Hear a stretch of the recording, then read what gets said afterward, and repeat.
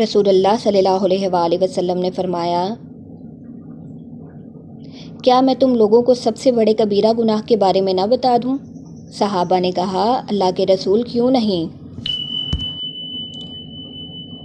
آپ صلی اللہ علیہ وآلہ وسلم نے فرمایا، اللہ کے ساتھ شرک کرنا اور ماں باپ کی نافرمانی کرنا۔ راوی کہتے ہیں کہ آپ اٹھ بیٹھے، حالانکہ آپ ٹیک لگائے ہوئے تھے۔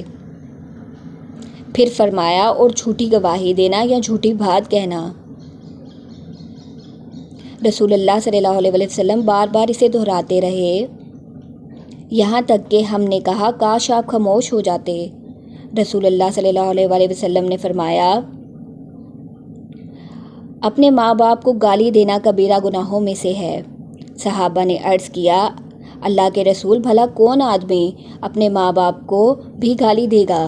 آپ صلی اللہ علیہ وآلہ وسلم نے فرمایا، یہاں وہ کسی کے باپ کو گالی دے گا تو وہ بھی اس کے باپ کو گالی دے گا، وہ کسی کی ماں کو گالی دے گا تو وہ بھی اس کی ماں کو گالی دے گا۔